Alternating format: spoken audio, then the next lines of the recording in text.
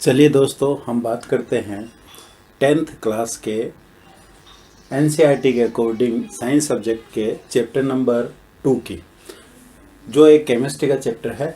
और इस चैप्टर में एसिड बेस एंड साल्ट के बारे में बताया गया। हिंदी वाले अम्ल, क्षार और लवण के बारे में। अम्ल क्या है, क्षार क्या है, लवण क्या है, हम इनके बारे में कुछ बेसिक जानकारी लेना चाह रहे हैं। यहाँ पे देखिए, सबसे पहले हम बात करते हैं एसिड की। देखिए, हम बच्चे लोग जानते हैं कि आम जो है वो खट्टा होता है, नींबू खट्टा होता है, इमली खट्टी होती है।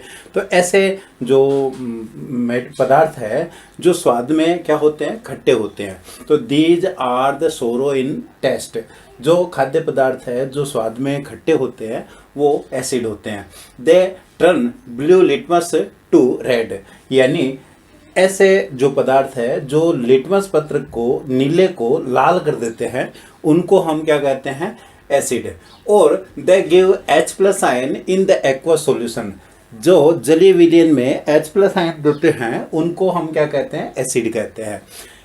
एसिड कोरेड द मेटल, मेटल को गला देता है एसिड। तो एसिड की क्या खास बात होती है, ऐसे पदार्थ जो स्वाद में खट्टे होते हैं, जो लिटमस पत्र को लाल कर देते हैं, जो H+ आयन देते हैं जलीय विलयन में, और जो धातु को गला देते हैं, ऐसे एसिड कहलाते हैं। ये सारे पदार्थ क्या है, एसिड है, अम्ल है।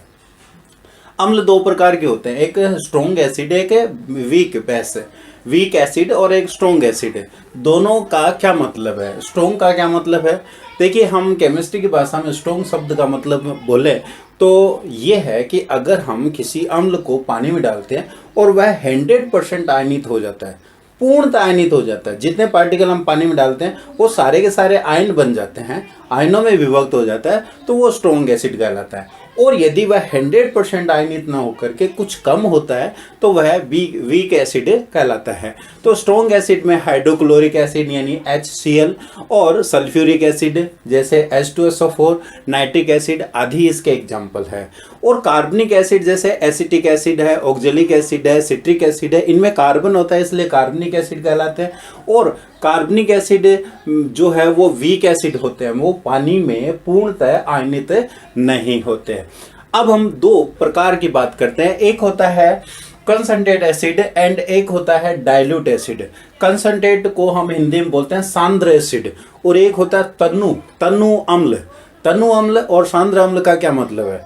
देखिए, यहाँ पर हम बात करें एसिड, कंसंट्रेट एसिड की। यदि मान लीजिए किसी एसिड में पानी मिला हुआ है, मगर पानी जो है वो एसिड की तुलना में बहुत कम है और एसिड बहुत ज़्यादा है, तो यहाँ पर मैक्सिमम एसिड है, और ऐसे एसिड को हम कंसंट्रेट एसिड कहते हैं। और डाइल्यूट या तनु एसिड किसे कहते हैं, ऐसे अम्ल में यदि मान लीजिए पानी बहुत ज़्यादा है एसिड की तुलना में, तो हम उसे डाइल्यूट एसिड कहते हैं। यानी पानी के अंदर कुछ मात्रा में एसिड है तो वह डाइल्यूट एसिड कहलाता है। नेक्स्ट हम बात करें बेस की, क्षार के। क्षार किसे कहते हैं, जैसे एसिड है वैसे उसकी प्रॉपर्टी है, these are the bitter in the taste. Taste में कड़वे होते हैं। आपने साबुन खाया है, नहीं खाया, खा के देखा है कैसा होता है, कभी भूल से खाया होगा, तो साबुन कैसा होता है उसका टेस्ट। अरे नहीं खाया है तो खा के देख लेना हल्का सा, तो आपको पता चल जाएगा कि बेस का टेस्ट कैसा होता है, क्षार का टेस्ट कैसा होता है। They turn red litmus to blue, ये नीले लिटमस, जो लाल लिटमस पत्र होता है उसको नीला कर देते हैं। They give the OH hydroxide ion in the aqua solution, ये ना जलीय विलयन में OH- आयन देते हैं। और सोफी इन टच, साबुनी स्पर्श होता है, यानी चिकनाहट युक्त साबुन जैसा होता है। उस तो कुल मिला के हम बोले साबुन जो है ना एक बेस है। तो हमारे पास कुछ पॉइंट आ गए, वापस मैं रिपीट करता हूँ। जो टेस्ट होता है ना बेस का, क्षार का, वो कड़वा होता है। और they turn red litmus to blue, जो लाल लिटमस पत्र होता है उसको नीला कर देता है। और जलीय विलयन में OH- आयन देता है। और टच में स्पर्श से जो चिकनाहट युक्त होता है या सोफी होता है। एग्जाम्पल इसमें भी स्ट्रॉन्ग और वीक बेस की हम बात करते हैं। स्ट्रॉन्ग एसिड जो बेस जो होता है वो सेम वही है कि ये 100% आयनित होता है। तो sodium hydroxide, potassium hydroxide, calcium hydroxide ये स्ट्रॉन्ग बेस है। स्ट्रॉन्ग का मतलब प्रबल बेस है, और वीक बेस का मतलब अमोनियम हाइड्रोक्साइड जो है वो वीक बेस है। एल्कली बेस या एल्कली का क्या मतलब होता है? जो क्षार धातु होते हैं ना, क्षार धातु नहीं जानते? क्षार धातु का मतलब हो गया वर्ग नंबर 1 की जो धातुएं होती है। पीरियोडिक टेबल में जो वर्ग नंबर 1 होता है, एलिमेंट टेबल जो होती है ना, उसमें पहला कॉलम जो होता है ना, उसके और सेकंड कॉलम के जो धातु होते हैं वो जो क्षार बनाते हैं वो क्षार एल्कली क्षार कहलाते हैं या एल्कलीज कहलाती है, और ये वाटर में सोल्यूबल होते हैं। तो these are the base which are soluble in water.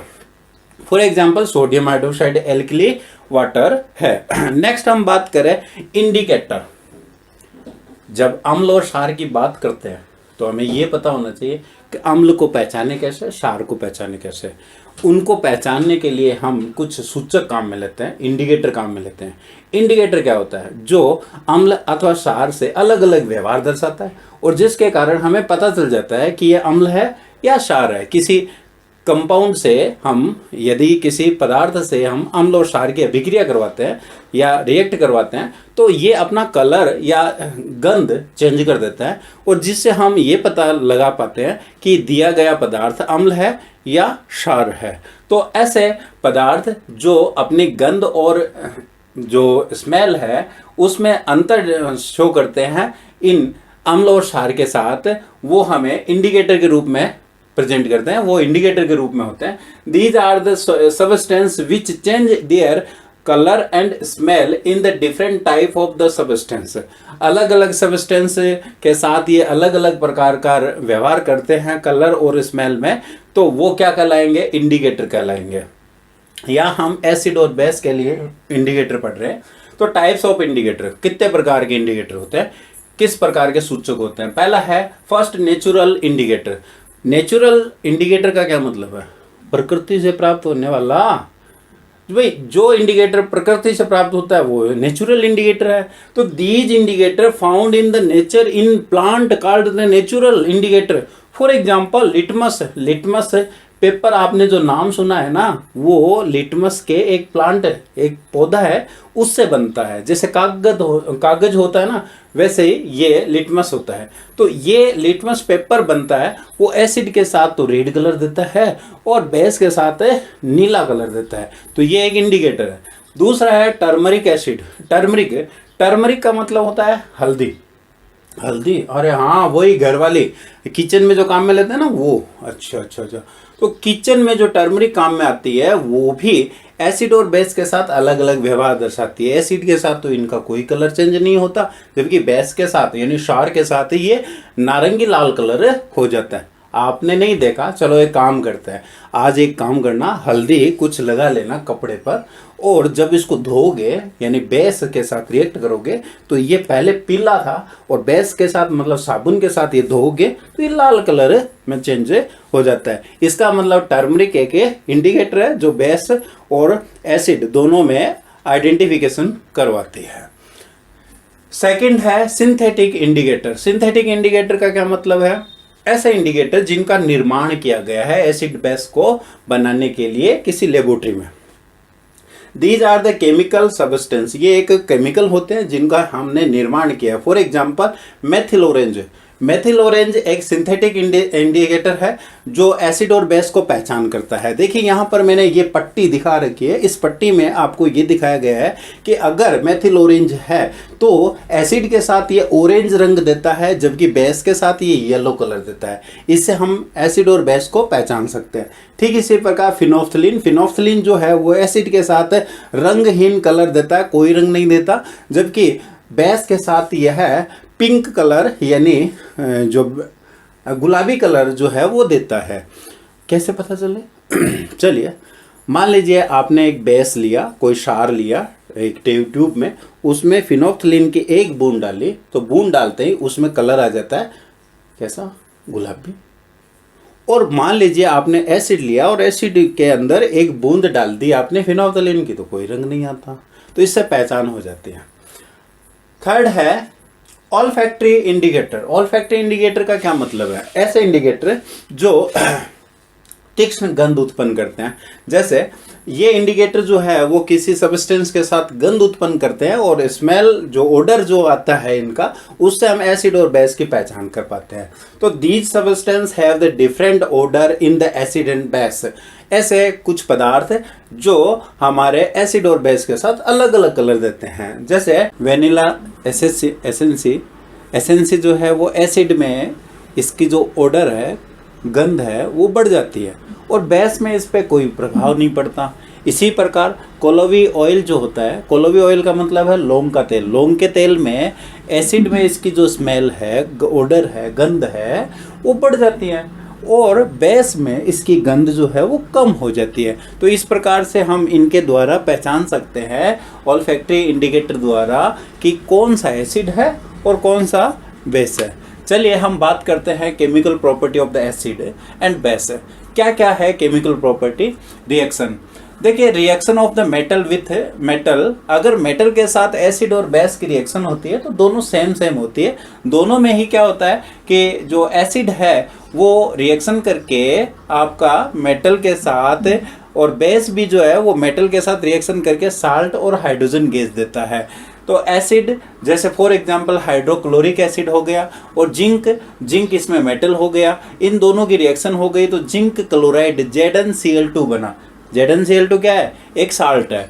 Hydrogen इसके साथ गैस बनती है। ठीक इसी प्रकार बेस का एग्जांपल है तो सोडियम हाइड्रोक्साइड एक सार है। ये सार जिंक के साथ अभिक्रिया करके सोडियम जिंकेट बनाता है जो कि एक साल्ट है और हाइड्रोजन गैस देता है। तो इस प्रकार से कोई भी एसिड और बेस जो है वो मेटल के साथ अभिक्रिया करके हाइड्रोजन गैस देता है।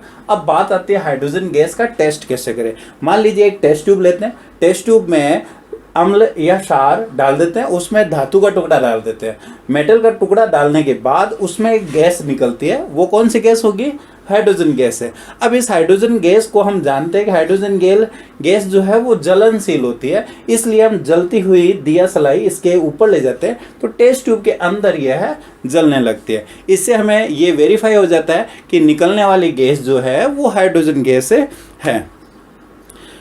इसी प्रकार हम बात करें रिएक्शन की। अब मेटल के साथ मेटल के कार्बोनेट या हाइड्रोजन कार्बोनेट के साथ अगर एसिड और बेस की रिएक्शन होती है तो क्या होता है? फॉर एग्जांपल एसिड जो है वो मेटल कार्बोनेट या बाइकार्बोनेट के साथ, मतलब मेटल हाइड्रोजन कार्बोनेट के साथ रिएक्शन करके साल्ट और कार्बन डाइऑक्साइड गैस और जल बनाता है।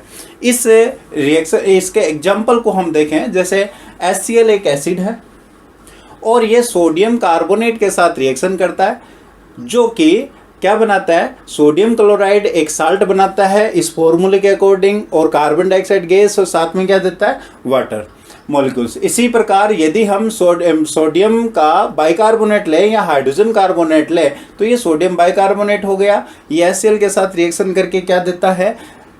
NaCl जो कि नमक है, एक साल्ट है, और कार्बन डाइऑक्साइड और हाइड्रोजन। तो ये फॉर्मूला हमें याद रखना है क्योंकि बाइकार्बोनेट और कार्बोनेट दोनों से मेटल जो है एसिड, वो रिएक्शन करके साल्ट और कार्बन डाइऑक्साइड गैस और जल देता है। मगर ये हमें एसिड के अपोजिट हम देखें बेस, तो base do not react with the metal carbonate and metal hydrogen carbonate. Metal के बाइकार्बोनेट और कार्बोनेट के साथ क्षार कोई अभिक्रिया नहीं करता। नेक्स्ट हम बात करें testing of carbon dioxide gas. Carbon dioxide gas बनी उसका कैसे हम वेरीफाई करें? अगर जो कार्बन डाइऑक्साइड गैस बनती है उसको हम लाइम वाटर यानी चूने के पानी में प्रोवाइड करें तो चूना का पानी दूधिया हो जाता है, और लंबे समय तक हम प्रोवाइड करें तो क्या होता है? ये दूधिया रंग जो है ना गायब हो जाता है। ये एक इमेजिन है, जादू है, जादू। कैसे? देखिए, अगर मान लीजिए carbon dioxide can be tested by the passing in it through lime water. Lime water का मतलब हो गया कैल्शियम हाइड्रोक्साइड। क्या सूत्र होता है? CaOH2। इसको हम लाइम वाटर कहते हैं। इसमें कार्बन डाइऑक्साइड गैस प्रोवाइड करते हैं। ये रंगहीन होता है। कैसा होता है चूने का पानी? रंगहीन। जब इसमें कैल्शियम कार्बोनेट बनता है तो ये चूने का पानी कैल्शियम कार्बोनेट के कारण सफ़ेद हो जाता है। सफ़ेद का मतलब मिल्की हो जाता है, मिल्की मतलब दूध या रंग इसका आ जाता है और जल बनाता है। अगर मान लीजिए इस मिश्रण में जिसमें कैल्शियम कार्बोनेट बना हुआ है, मिल्की है, उसमें when the excess the carbon dioxide is passing, बहुत ज़्यादा मात्रा में कार्बन डाइऑक्साइड प्रवाहित करते हैं तो ये जल के साथ कार्बन डाइऑक्साइड से रिएक्शन करके मिल्की कैल्शियम कार्बोनेट, दूध या रंग का कैल्शियम कार्बोनेट अब किस में बदल जाएगा? कैल्शियम बाइकार्बोनेट में। कैल्शियम बाइकार्बोनेट कैसा होता है? रंगहीन। तो इसका मतलब ये हुआ लाइम वाटर रंगीन था पहले और वो दूधिया रंग का यानी मिल्की बन गया, और मिल्की से क्या हो गया? ये वापस इसमें वापस कार्बन डाइऑक्साइड गैस प्रोवाइड करने पर किससा बन गया? कैसा बन गया? कलरलेस हो गया। तो इस प्रकार से ये कंफर्म टेस्ट होता है किसका? कार्बन डाइऑक्साइड का।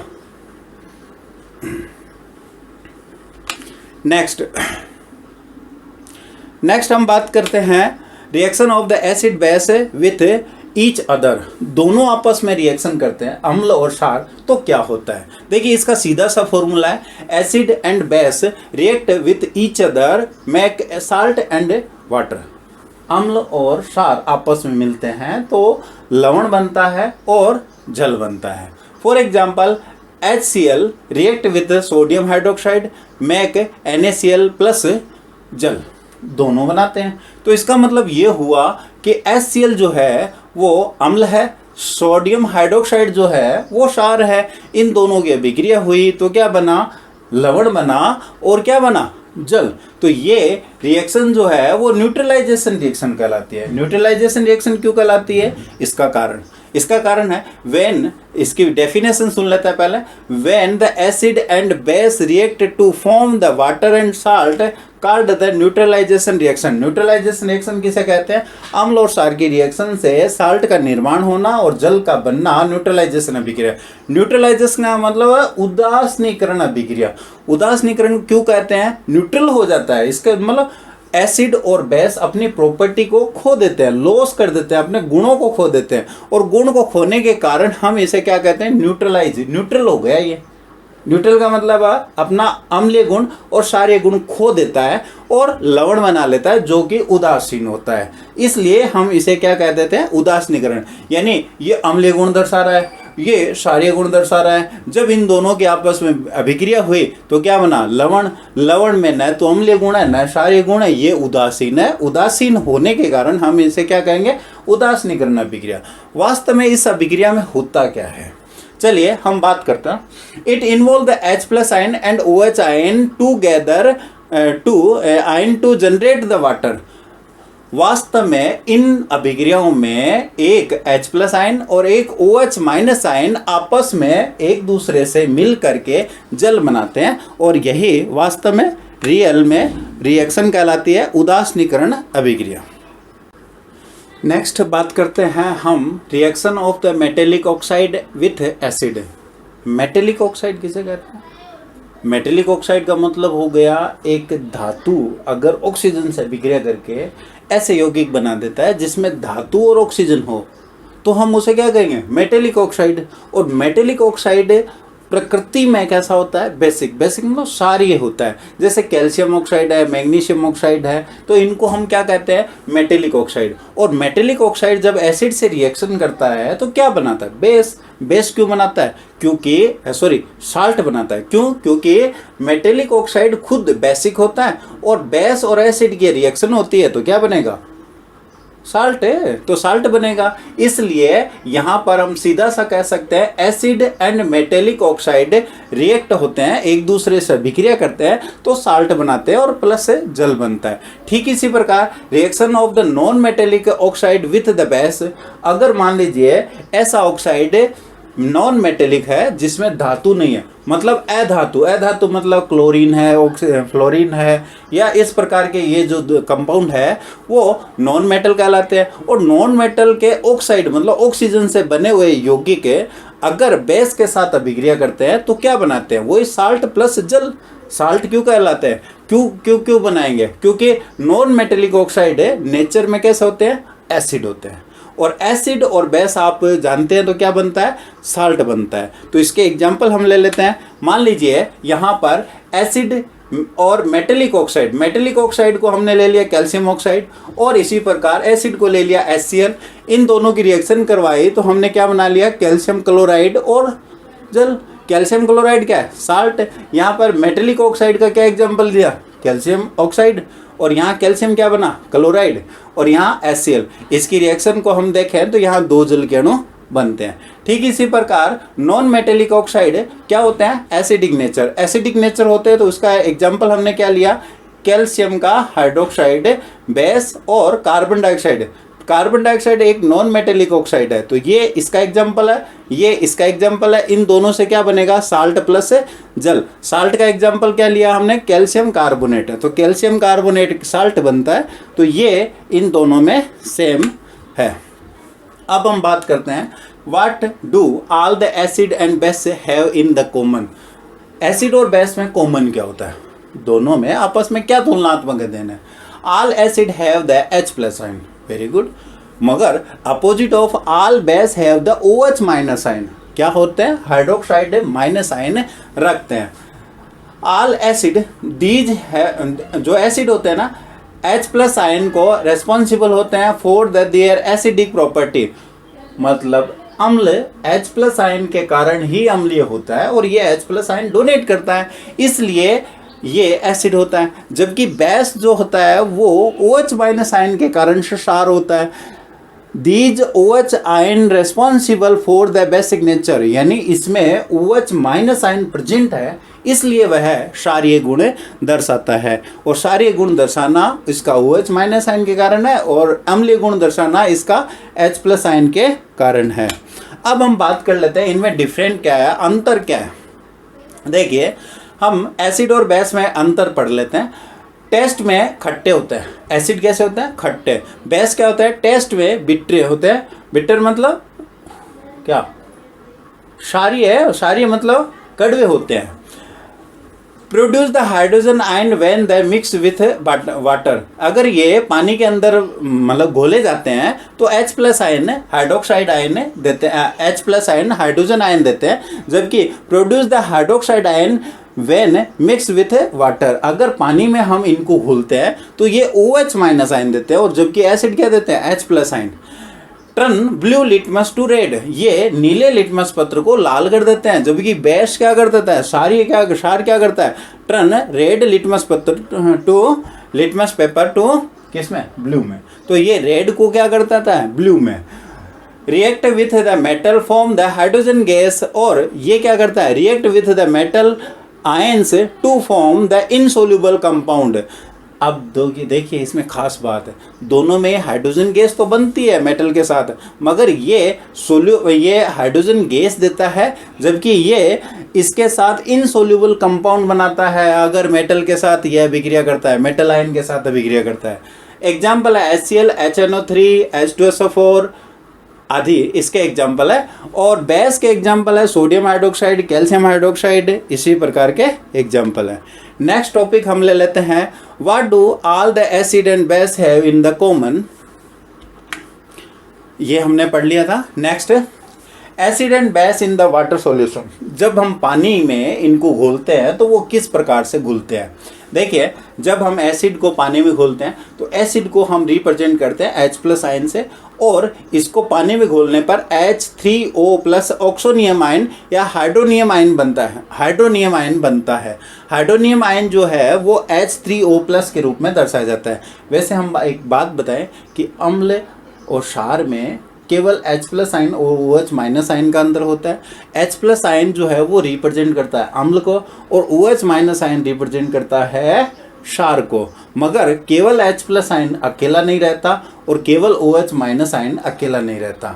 जब ये एसिड H+ आयन जल को देता है तो H+ आयन को हम प्रोटॉन कहते हैं, और ये जल के साथ मिलकर के हाइड्रोनियम आयन बना लेता है। इसको हम प्रोटोनियम आयन कहते हैं, या प्रोटोनियम या हाइड्रोनियम आयन कहते हैं। H ion can not exist alone, अकेला नहीं रहता। They exist as the H3O+ hydronium ion के रूप में यह बना रहता है। अब हम बात करें बेस में, तो base when the dissolve in the water give the OH minus ion. जब पानी में घोला जाता है क्षार को तो वो क्या देता है, OH माइनस आयन, मगर OH माइनस आयन पानी में रहता है। जैसे सोडियम हाइड्रोक्साइड जो है वो सोडियम आयन और OH माइनस आयन के रूप में रहता है, ये दोनों पार्टों में टूट जाता है। Universal indicator of acid and base, विश्व स्तर पर एसिड और बेस की जो मात्रा है या स्ट्रेंथ है उसको मापने के लिए एक स्केल है। उस स्केल का नाम है पीएच स्केल।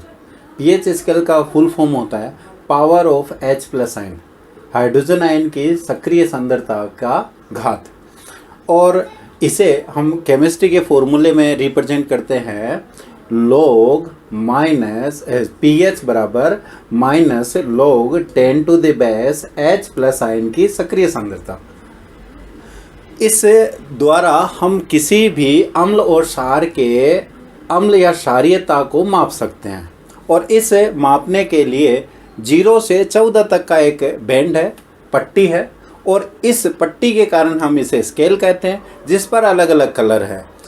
हम जानते हैं कि अम्ल या क्षार में H+ आयन या OH माइनस आयन की सांद्रता होती है, और इस सांद्रता के कारण उनके अलग अलग कलर बनते हैं, और इन कलर को पहचान करके हम उनकी पीएच का अनुमान लगा सकते हैं। जैसे डार्क सबसे रेड कलर बनता है तो 0 पीएच, सबसे ब्लू कलर बनता है तो 14 पीएच होती है। अगर ये पीएच इस प्रकार से कलर देती है तो कलर पट्टी के आधार पर हम कलर मैच करके हम पीएच का आंकलन करते हैं, जिसे हम पीएच स्केल कहते हैं। तो देखिए, it is a mixture of the several indicator, ये एक बहुत सारे इंडिकेटर को मिला करके बनाई गई है। It show the different colour at the different concentration of H+ ion. H+ आयनों की कई सारी सांद्रता पर अलग अलग सांद्रता पर अलग अलग कलर देती है। आयन की सांद्रता जो है वो अम्ल और क्षार को बताती है। तो इस प्रकार से हम पीएच स्केल का मान ज्ञात कर सकते हैं। हम बात करते हैं न्यूट्रल पीएच की, उदासीन पीएच की। उदासीन पीएच किसे कहते हैं? जब किसी विलयन में H+ आयन और OH माइनस आयनों की संख्या बराबर है तो हम उसे उदासीन पीएच कहते हैं। वहाँ पीएच का मान 7 होता है। और अगर किसी विलयन में 7 से कम और 0 तक की पीएच होती है तो हम उसे अम्लीय पीएच या अम्लीय विलयन कहते हैं। और यदि 7 से ज़्यादा और 14 तक की पीएच होती है तो हम उसे क्षारीय पीएच कहते हैं। जैसे जैसे पीएच का मान बढ़ता है क्षारीयता बढ़ती है, और पीएच का मान कम होता है अम्लीयता बढ़ती है और क्षारीयता घटती है। ये डिपेंड करता है अम्ल H+ आयन और क्षार OH माइनस आयन की सांद्रता पर। देखिए, ये जो ब्लू पट्टी है वो H+ आयन की सांद्रता को बताती है, इधर बढ़ रही है, और इधर OH माइनस आयनों की सांद्रता बढ़ रही है। और इस पॉइंट पर H+ आयन और OH माइनस आयन बराबर होते हैं, इसलिए पीएच होती है 7, और 7 पीएच को हम क्या कहते हैं? उदासीन। यह पीएच स्केल कहलाती है, जो यूनिवर्सल स्तर पर H+ आयन अम्ल और क्षार का मापन है। अब बात करते हैं पीएच या अम्लीयता क्षारीयता का यूज कहाँ करते हैं, यानी अम्लीयता को मापने के लिए पीएच स्केल काम में लेते हैं, और पीएच को माप करके हम दैनिक जीवन में किस प्रकार से इसका उपयोग करते हैं। हम बात करते हैं कुछ हमारे शरीर की, तो हमारे शरीर का जो लगभग जो पीएच है वो 7 और 7.8 के बीच में होता है। इस पर हमारा पूरा बॉडी जो है वो कार्य करता है। इसी प्रकार pH of the rain less than the 5.6 called the acid rain. अगर वायुमंडल में जो वर्षा होती है उसकी पीएच का मान यदि 5.6 से कम होता है तो इस पीएच को हम अम्लीय वर्षा कहते हैं। ऐसी वर्षा को हम अम्लीय पीएच कहते हैं। अवर स्टोमच प्रोड्यूस द HCl। हमारे जो आमाशय है उसके अंदर भी क्या होता है?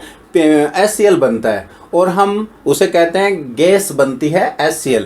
और इसका जो पीएच होता है वो 1 और 2 के बीच में होता है। पीएच का मान 1 और 2 के बीच में होता है। तो हमारी पीएच का मान अगर ज़्यादा हो जाता है, मतलब पीएच कम हो जाती है, एसिडिटी बढ़ जाती है, जिसे हम कहते हैं गैस्टिंग हो गई। Tooth decay the start with when the pH of the mouth less than the 5.5। अगर हमारे मुंह में पीएच का मान 5.5 से कम हो जाता है तो हमारे मुंह में जो पीएच है बढ़ जाती है, अम्लता बढ़ जाती है, जिससे दांतों की जो परत है वो गलने लगती है, विघटित होने लगती है। Plant need the specific pH for the their healthy growth. अगर कोई पौधा है तो उसको पानी चाहिए और पानी में निश्चित पीएच होनी चाहिए। प्रत्येक पौधे के लिए अलग अलग पीएच का पानी चाहिए और वह उसकी हेल्दी ग्रोथ के लिए आवश्यक है। Safe defence by the animal जो होते हैं ना, कई कीट, वो आपके स्वयं की सुरक्षा के लिए एसिड का इस्तेमाल करते हैं। जैसे हम मधुमक्खी की बात करें तो मधुमक्खी क्या होती है, उसमें मेथेनोइक एसिड होता है और ये अपने डंक को मारती है तो उसमें मेथेनोइक एसिड डाल देती है। वह अपने सुरक्षा के लिए किसी और प्राणी पर मेथेनोइक एसिड का डंक द्वारा प्रहार कर देती है, जहाँ पर सूजन आ जाता है और जो कई देर तक दर्द होता है। तो ये क्या होता है, मेथेनोइक एसिड होता है जिसकी पीएच कम होती है, एसिडिक होता है और ये अपने प्रोटेक्शन के लिए इस्तेमाल करती है। तो इस प्रकार हम देख रहे हैं कि पीएच यानी एसिड कई सारे पीएच स्केल कई जगह काम आती है। अब हम बात करते हैं साल्ट। साल्ट क्या होता है? साल्ट वैसे हम बात करें अम्ल और क्षार को मिलाने से बनता है, यानी लवण। Salt is the an ionic compound form by the neutralisation reaction. हमने न्यूट्रलाइजेशन रिएक्शन पहले पढ़ी थी। अम्ल और क्षार को आपस में मिलाने से उदासीन साल्ट बनता है, लवण बनता है। और हम इस अभिक्रिया को, जिसमें अम्ल और क्षार मिलकर के लवण बनाते हैं और जल बनाते हैं, इस अभिक्रिया को हमने क्या कहा था? एक न्यूट्रलाइजेशन या उदासीनीकरण अभिक्रिया कहा था। कुछ लवणों के एग्जाम्पल है, जैसे नमक है NaCl जो किचन में काम आता है, और कैल्शियम क्लोराइड CaCl2, यहाँ 2 आएगा। तो इस प्रकार से हम कुछ लवण हम काम में लेते हैं। कुछ कॉमन जो हमारे दैनिक जीवन में काम में आने वाले साल्ट है उनके नाम मैंने लिख रखे हैं, उनकी डिटेल हम आगे 1 बाय 1 डिस्कस करेंगे। सोडियम हाइड्रोक्साइड, कैल्शियम ऑक्सीक्लोराइड यानी ब्लीचिंग पाउडर, और बेकिंग सोडा जैसे सोडियम बाइकार्बोनेट या सोडियम हाइड्रोजन कार्बोनेट कहते हैं। इसी प्रकार washing soda, sodium carbonate decahydrate होता है, और प्लास्टर ऑफ पेरिस जो होता है वो कैल्शियम सल्फेट और 1/2 H2O होता है। पहला हम केमिकल कॉमन साल्ट लेते हैं सोडियम हाइड्रोक्साइड। बनता कैसे है, इसे क्या कहते हैं? हम दैनिक जीवन में इसे बार बार काम में लेते हैं और इसे कास्टिक सोडा कहते हैं। कास्टिक सोडे का निर्माण कैसे होता है, देखिए इसमें मैं पहले देखते हैं। When electricity pass through the aqua solution of the NaCl it decompose to the form sodium hydroxide. Sodium hydroxide कैसे बनता है? जब नमक के जलीय विलयन में 2 इलेक्ट्रोड लगाकर विद्युत धारा प्रवाहित की जाती है तो इसका विद्युत अपघटन होता है, और विद्युत अपघटन के कारण से नमक से क्या बन जाता है? Sodium hydroxide. इसकी रिएक्शन क्या होती है? नमक जल से अभिक्रिया करता है, किसमें? इलेक्ट्रिसिटी के प्रवाहित करने पर इसके विलयन में विद्युत अपघटन होता है और उसे सोडियम हाइड्रोक्साइड, क्लोरीन और हाइड्रोजन गैस बनती है। क्लोरीन जो है वो एनोड पर बनती है और हाइड्रोजन गैस जो है वो कैथोड पे बनती है। क्लोरीन कहाँ बनती है? एनोड पे, और हाइड्रोजन गैस कहाँ बनती है? कैथोड पे। अब बात करते हैं कॉमन साल्ट के यूज की। जो सोडियम हाइड्रोक्साइड है वो क्या काम आता है? It is use to make the soap and detergent. जो साबुन होती है और अपमार्जक होता है उसके निर्माण में इस सोडियम हाइड्रोक्साइड का उपयोग किया जाता है। It use in the paper manufacture. कागज बनाने के जो उद्योग है, जो कागज के उद्योग है उसमें कागज बनाने के लिए इसका इस्तेमाल किया जाता है। It use in the oil refinery. Refining जो है ना, जो क्रूड ऑयल होता है कच्चा तेल, उसका रिफाइनिंग करने के अंदर तेल का मतलब शुद्धिकरण करने के लिए इसका इस्तेमाल किया जाता है। It is use in the PVC manufacturing. आपका जो प्लास्टिक होता है ना, कच्चा मतलब पक्का प्लास्टिक, जिसको हम PVC कहते हैं, PVC sole, PVC plastic, PVC pipe, सोन। तो ये जो PVC के प्लास्टिक होते हैं ना, उनके PVC का फुल फॉर्म क्या होता है? पॉलीवाइलिन क्लोराइड। इसके निर्माण में सोडियम हाइड्रोक्साइड का इस्तेमाल किया जाता है। Also use as the pesticides. Pesticide मतलब कीटाणुनाशक के रूप में भी सोडियम हाइड्रोक्साइड का इस्तेमाल किया जाता है। अब चलते हैं next, bleaching powder. Bleaching powder क्या होता है? CaOCl2। CaOCl2 कैसे बनता है? It produce by the action of the chlorine on the dry slaked lime. मतलब ये जो आपका सूखा सोडियम हाइड्रोक्साइड होता है उस पर क्लोरीन की अभिक्रिया द्वारा बनता है और इससे CaOCl2 बनता है, जिसको हम कैल्शियम ऑक्सीक्लोराइड कहते हैं या फिर हम ब्लीचिंग पाउडर कहते हैं। ब्लीचिंग पाउडर जो है वो ऑक्सीकारक के रूप में आता है, रंग विरंजक रूप के आता है, रंग उड़ाने के लिए किसी केमिकल का इस्तेमाल किया जाता है। अब बात करते हैं इसके यूज की। Bleaching the cotton and the line in the industry. जो कपड़े के उद्योग होते हैं जिसमें धागा बनता है, उन धागों का रंग उड़ाने और उनको साफ करने के लिए इसका हम इस्तेमाल करते हैं। Bleaching wood pulp in the paper factory. कागज़ की जो फैक्ट्री होती है उसमें वुड का जो पल्प होता है उसकी ब्लीचिंग रंग लेस करने के लिए उसका इस्तेमाल किया जाता है। Oxidising agent in the chemical industry. जो केमिकल उद्योग है उनमें इसका इस्तेमाल ऑक्सीडाइजेशन एजेंट के रूप में, मतलब ऑक्सीकारक अभिकर्मक के रूप में इसका इस्तेमाल किया जाता है। डिस्टिफिकेशन ड्राइंग द वाटर। ये जो पानी होता है उसका शुद्धिकरण करने के लिए इसका इस्तेमाल किया जाता है ताकि इसमें कीटाणु न बने। नेक्स्ट हम बात करते हैं बेकिंग सोडे की। बेकिंग सोडा क्या होता है? Sodium hydrogen carbonate. Sodium hydrogen carbonate का सूत्र क्या होता है? NaHCO3, sodium hydrogen carbonate.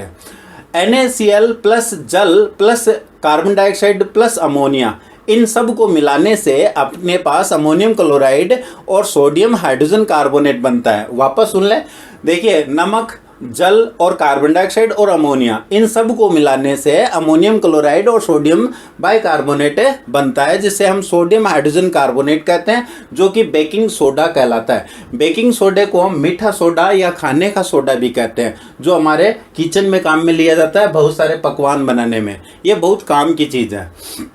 Property, इसका वास्तव में ये जो गुण है वो क्या है? It is mild and non corrosive the base. थोड़ा सा ये मतलब चिकनाट युक्त होता है, पाउडर नुमा होता है, और नॉन क्रोसिव द बेस मतलब ये काफ़ी लंबे समय तक ये मतलब ख़राब नहीं होता। When it is the heated during the cooking, हम जब खाना पकाने के दौरान इसे गर्म करते हैं तो क्या होता है? ये मतलब जब इसको गर्म करते हैं तो ये सोडियम कार्बोनेट प्लस जल प्लस कार्बन डाइऑक्साइड गैस देता है, और इस कार्बन डाइऑक्साइड का निर्माण जो है वो हमारे लिए बहुत ही इम्पोर्टेंट रोल अदा करता है। इसका उपयोग हम आगे देख रहे हैं यहाँ पर। Use and the ingredient anti acid का क्या मतलब है? जैसे हम बात करते हैं, कई बार हमारे बुजुर्ग लोग कहते हैं हमारे गैस हो गया पेट में, स्टोमच जो है गैस्टिंग हो गई, तो हम क्या करते हैं? इनो पीते हैं। तो ये इनो क्या होता है? इसमें कुछ मात्रा में सोडियम हाइड्रोजन कार्बोनेट होता है। ये इनो इसकी गैस की मतलब एंटी एसिड के रूप में काम करता है। जैसे हम इसमें सोडियम बाइकार्बोनेट लेते हैं तो हमारे शरीर में बनी हुई HCl इससे अभिक्रिया कर लेती है और HCl को ख़त्म कर देता है सोडियम बाइकार्बोनेट या सोडियम हाइड्रोजन कार्बोनेट। इसलिए इसका उपयोग हम एंटी एसिड के रूप में करते हैं। Use in the fire extinguisher, मतलब आप जो अग्निशामक यंत्र होते हैं उस अग्निशामक यंत्र में आग को बुझाने के लिए सोडियम हाइड्रोजन कार्बोनेट काम में लेते हैं, और ये कार्बन डाइऑक्साइड गैस जल्दी से जनरेट करता है और तीव्रता से जनरेट करता है, इसलिए अग्निशामक यंत्र में इसका इस्तेमाल किया जाता है। For the making baking powder बनाने में इसका इस्तेमाल किया जाता है सोडियम हाइड्रोजन कार्बोनेट या बेकिंग सोडे का। इसमें baking soda plus tartaric acid का मिश्रण जो होता है उसको हम बेकिंग पाउडर कहते हैं। यूज द बेकिंग पाउडर का क्या यूज होता है? Use in the bread and cake to make it soft and spongy का क्या मतलब है? जैसे मान लो ब्रेड, आपने केक खाया होगा तो केक जो होता है ना स्पंजी होता है, कुछ फुला हुआ होता है, ऐसा क्यों? क्योंकि जब इसमें सोडियम हाइड्रोजन कार्बोनेट मिला करके गर्म करते हैं तो कार्बन डाइऑक्साइड बनती है। ये कार्बन डाइऑक्साइड जैसे ही बाहर निकलती है तो वह स्पंजी हो जाता है। इस कारण खाने के सोडे के रूप में या मीठा सोडे के रूप में ये बेकिंग सोडा काम में लिया जाता है, जो केक और ब्रेड को स्पंजी बना लेता है और सॉफ्ट बना देता है। चौथा पॉइंट हम पढ़ रहे हैं वॉशिंग सोडा। वॉशिंग सोडा का मतलब है सोडियम कार्बोनेट का डेकाहाइड्रेट। डेकाहाइड्रेट मतलब सोडियम कार्बोनेट जो है वो 10 जल के अणुओं के साथ होता है। यहाँ पर ये जो 10 जल के अणु है वो क्रिस्टलीय जल या हाइड्रेट कहलाते हैं, हाइड्रेट मॉलिक्यूल्स कहलाते हैं। Recrystallisation of the sodium carbonate given the washing soda. अगर हम सोडियम कार्बोनेट को पानी के साथ मिला करके हम वापस क्रिस्टलीकरण करते हैं, ठंडा करते हैं, फ्रीजिंग करते हैं और जमाते हैं। जमाने का मतलब हो गया रिक्रिस्टलाइजेशन। क्रिस्टलाइजेशन करते हैं तो इससे इसका एक अणु बनता है जिसे हम वॉशिंग सोडा या सोडियम कार्बोनेट कहते हैं। सोडियम कार्बोनेट का 10 जल के अणु तो 10 को बोलते हैं डेकाहाइड्रेट, तो सोडियम कार्बोनेट डेकाहाइड्रेट इसका नाम हो गया। क्या काम में आता है? It in the glass soap and paper industry में काम में आता है। कांच बनाने में, साबुन बनाने में और पेपर की जो इंडस्ट्री जो होती है उसमें इसका इस्तेमाल किया जाता है। Manufacturing of the borax, borax जो होता है उसके बनाने में इसका इस्तेमाल किया जाता है।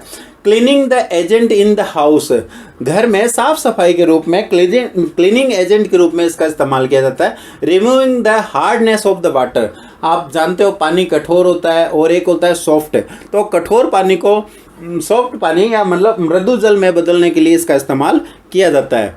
नेक्स्ट हम पढ़ रहे हैं plaster of Paris. Plaster of Paris क्या होता है?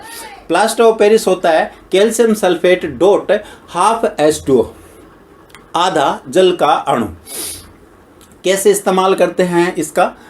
हाफ जल का अणु, हाफ जल का अणु इसको हम कैसे, when the heating the gypsum, gypsum जो होती है उसका सूत्र होता है कैल्शियम सल्फेट डॉट 2H2O, मतलब 2 जल के अणु होते हैं इसमें। जब हम इसको गर्म करते हैं एट द 100 डिग्री सेंटीग्रेड यानी 373 केल्विन ताप पर गर्म करते हैं तो it lose the water molecules and become the POP. POP का मतलब होता है plaster of Paris. Plaster of Paris का सूत्र होता है CaSO2 dot half H2O। Plaster of Paris जो है वो हमारे घरों में डेकोरेशन के लिए काम में आता है। आपने देखा होगा वाइट कलर की जो है डेकोरेशन बनाने में काम में आता है। किससे बनता है? जिप्सम से। जिप्सम का सूत्र क्या होता है? Calcium sulphate dot 2H2O। और इसको गर्म करते हैं तो इसमें से 2 जल के अणु में से आधा जल का अणु निकल जाता है, सॉरी 1.5 जल का अणु निकल जाता है, तो हमारे पास क्या बन जाता है? हाफ जल का अणु रह जाता है। तो हाफ जल का अणु रह जाएगा तो हम इसको क्या कहेंगे? POP।